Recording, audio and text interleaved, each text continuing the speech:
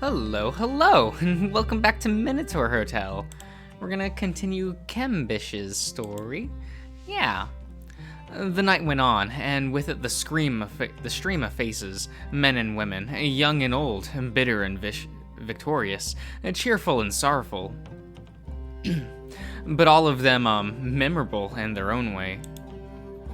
Late in the night, when the streets became as quiet as velvet is soft, a man of unfamiliar traits slid in without making a sound. Instead of scoffing at such a late client, Kembish receives him with overflowing food and drink, so that none of the day's work would go to waste. After swallowing a bit of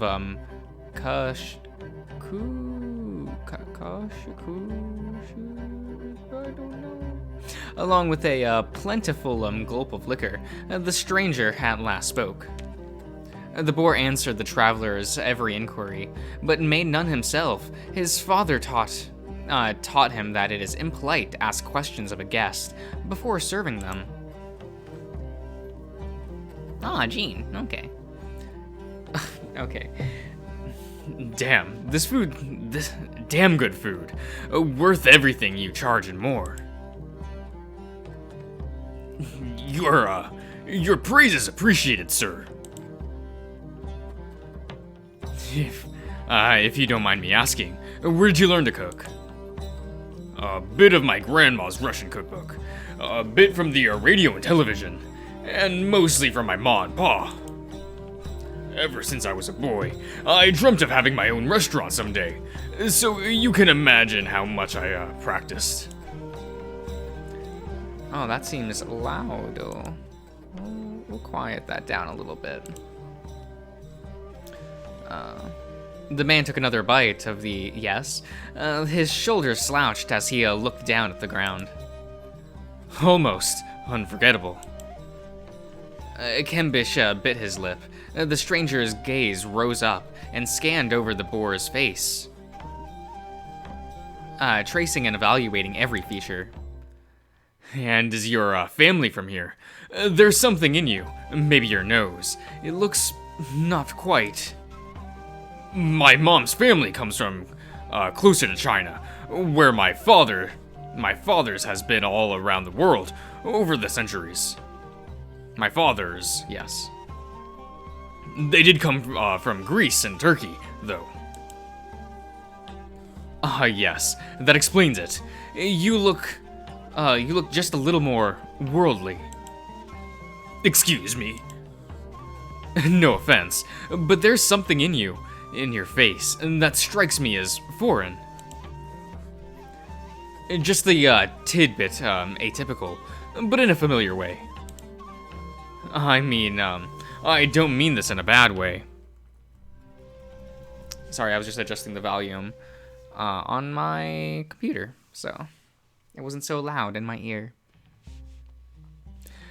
I don't mean this in a bad way. It's just that you got me in a bit wistful, nostalgic even. I don't follow, but I hope it's not a bad feeling you're getting. Not at all.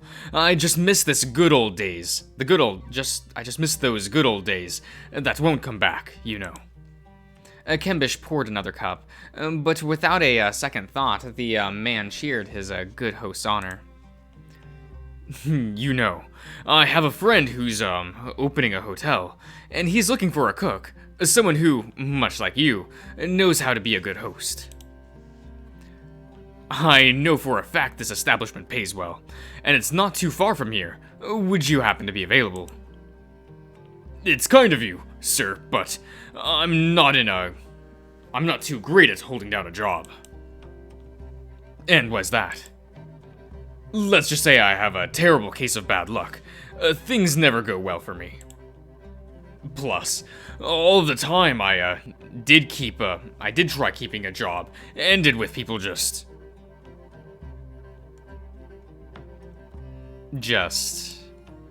forgetting about me. I'm not remarkable enough to be remembered. Often ended with me being kicked out without even getting my wages. Is that so? I'd never have guessed. You have something utterly charming about you. Kembish's face froze, while his eyes burned a hole into the stranger's face. Maybe it's the ear or nose, or your tusks. The boar bit his lip and swallowed, already anticipating a gush of a living fire bubbling up into his throat. Not hooves. What? I don't know what I'm thinking. But instead, his heart settled at the tension in his shoulders came undone. He breathed free of all tension. All pretense and falsehood.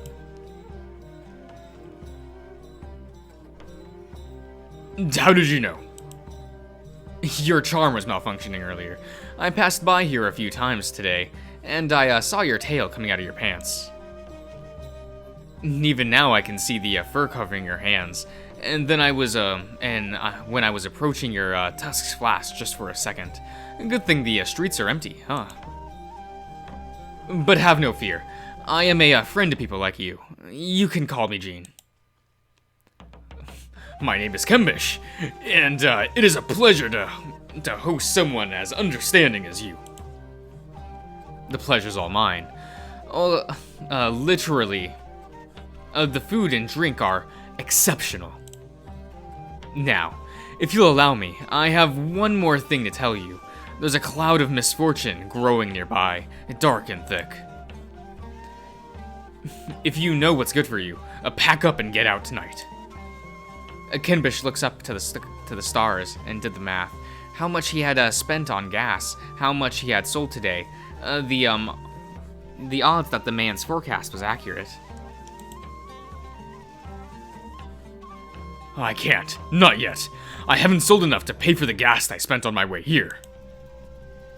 But as soon as those words escaped his lips, he thought back to the bone dice and what they said about his luck. Cut your losses now, or you'll end up losing much more than money. Besides, the place I told you about, the one looking for a cook, you'll find many kindred spirits there. Gene took a napkin and scribbled a rough map onto it. On top of that, he laid both his payment and a tip so generous it made the boar blush. Tell them Gene sent you, and they'll roll out the red carpet. The man got up, but his footsteps made no sound. Before you go, how did you know there's bad luck coming?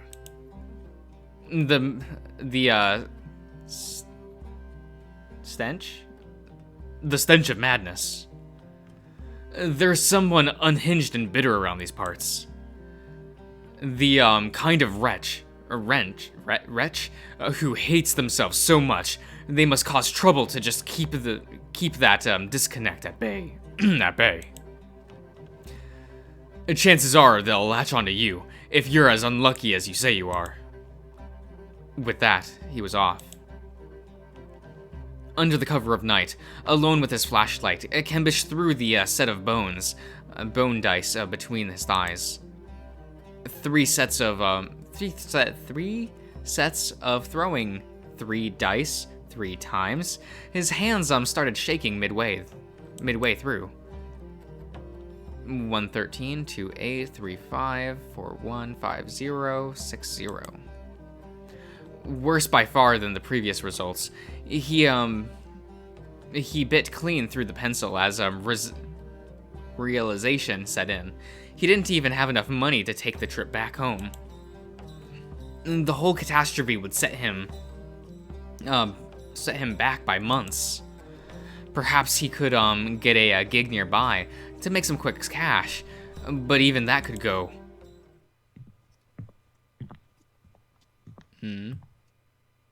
A moment, whispers, footsteps approaching, then stopping, the wheezing of someone looking around, an exasperated sigh from someone else. Kembish held his breath and listened. I'm telling you, in that stall, that one over there, for a second, the man was covered in fur and had tusks jutting from his lips. I don't know what he is, but I saw him slipping something into the food, some kind of poison. Tusks? Fur? You're crazy! I'm not. My son had his food, and now he's in the hospital. He was poisoned. Was he with you all day? Are you sure he had the food from the stall? He was with his wife, and he told me it was this stall, and I saw it. The owner's a monster. Then you don't know if you know for sure it was here. If you can't get proof of this so-called poisoning, pass by the station and I can take a look at it, but don't bother me otherwise. I'll show you that the man isn't normal. One of the men, the police officer, walked away, but the older one remained pacing about for a minute. He spoke again. Meet me at the street corner in 10 minutes. I need help. A devil poisoned my son, and the police won't do a thing. Bring your sons. We'll need them. We'll need the help. Aw. Okay.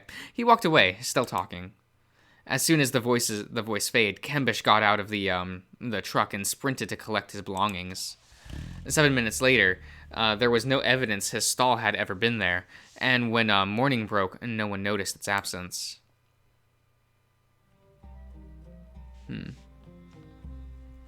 Kembish drove through the relentless desert and desolate plain, framed left and right by haunting emptiness.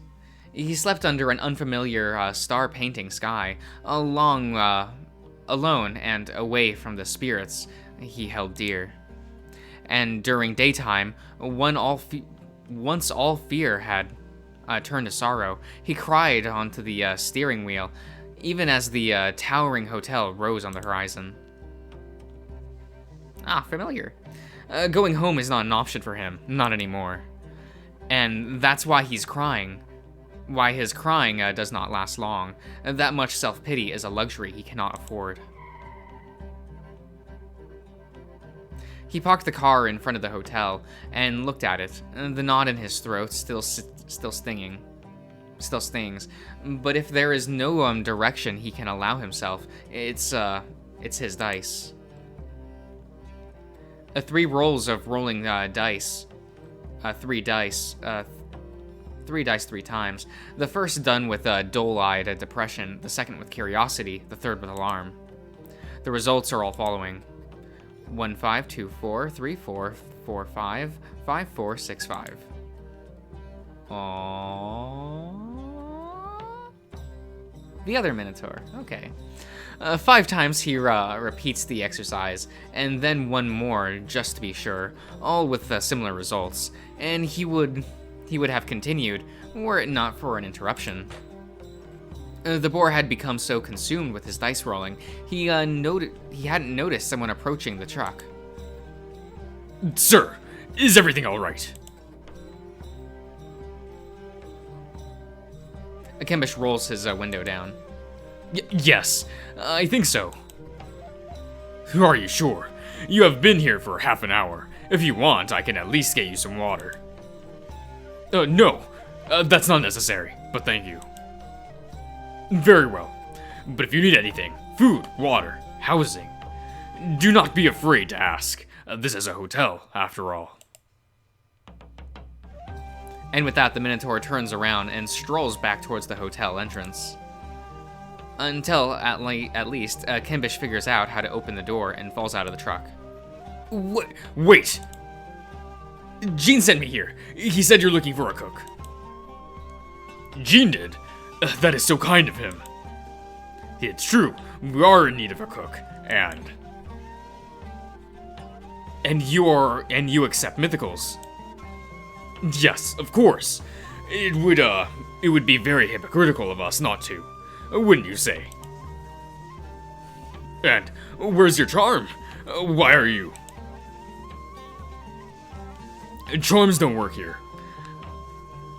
But there is no reason to worry. We have no prohibition against mythicals going about without them. And just to be sure, you want to cook. You want the cook position. Yes. Yes. I don't know what I'm doing right now. Man, these characters should have both deep voices. I can't do that. I'm sorry, guys. I do. I can show you how good I am. Just give me a chance, and I'll prepare anything you want. Very well. I will take you up on that offer, but not now. You can come in, and we'll get you a room and proper meal first. Only then will we go into details about employment matters. I am called Asterion, and I am a co-owner of this establishment. May I ask your name? Kimbish, sir.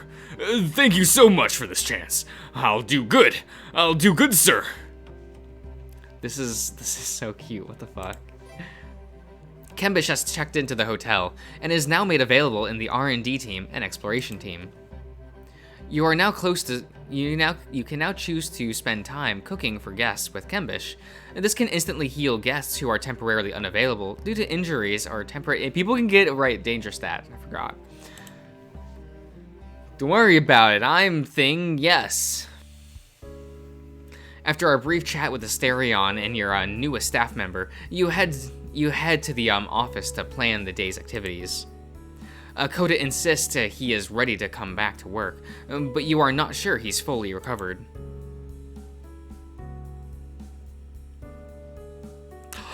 Look at it, he's so cute. What? Okay, we're gonna... What's your stats? Danger.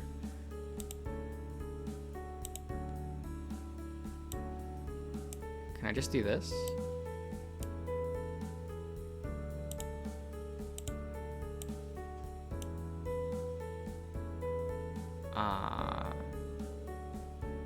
He doesn't have good surveying. Can I do this? Oh no, can I only put...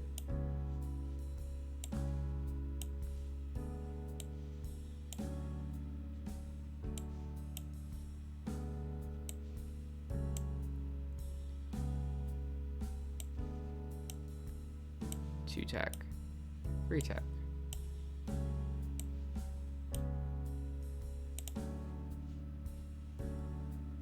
Oh my god, you know what we're gonna do?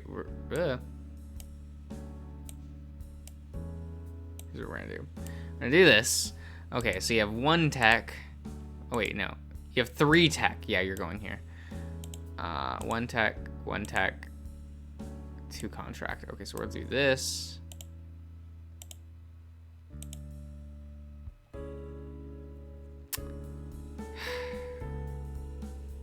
His danger stat's so high, though.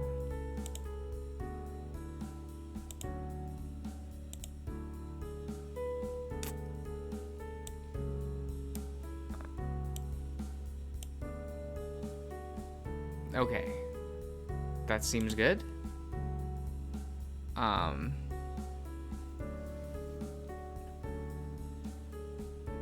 so I don't get to really, like, meet him. Customize Asterion? I mean, I really like this look, though. Like, I really like this look. I mean, of course, I really like this one. But, like, I just don't think it goes with his white fur that well. Like, this actually, like, helps Asterion stand out. I kind of like that. But... pending projects. Okay. So I have all the material I need. I think. And now that we'll start having... What was your tech? Just 1? Oh my god. Yeah, so now we'll have at least a lot of tech happening, right? That's good. And we'll talk to Robert. Confirm? Confirm. Well, that's what we'll do. You head to the lounge. You look towards a familiar corner of the room and find Robert alone as usual.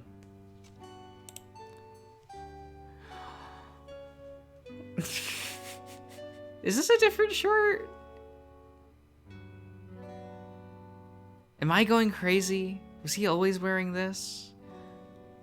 I thought I remember him wearing a sweater. Like a sweater vest thing. Am I going insane? That's very possible.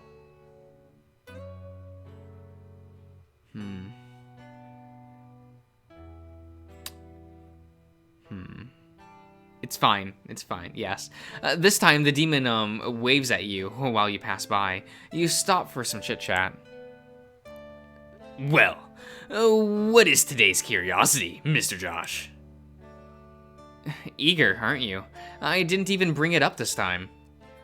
I've come to enjoy our talks. It's not often I have an open conversation with a human who sees my true nature. In that case, would you be up for telling me a bit about the true nature? What is there to know about demons? Curious about my people? Very well. That I can answer. Although, I'm afraid that what I have to say is underwhelming. There are many kinds of demons, and I can only speak of my people for the realm of Nuremberg. Let us make a comparison for a second, Mr. Josh. I met that Kota fellow, the dragon. He has a bit of divinity in him.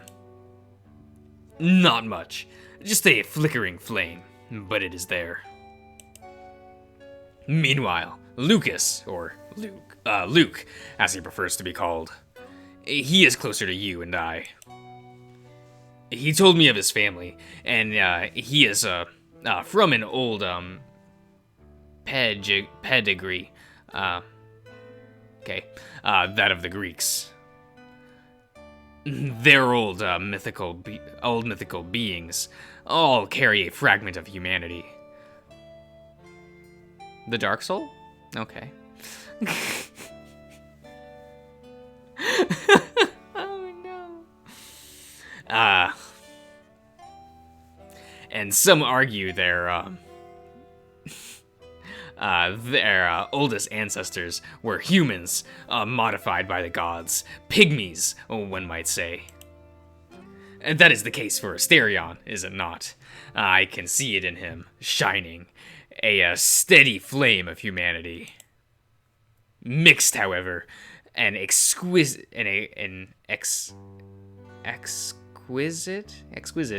thing his soul is. An exquisite thing his soul is. On the topic of humanity, there is very little separating you and I, Mr. Josh. The demon of the Nuremberg are imbued with a great deal of that which makes humans, unlike most of our other species. Our shell, however, is different from a human's, chaotic, chaotic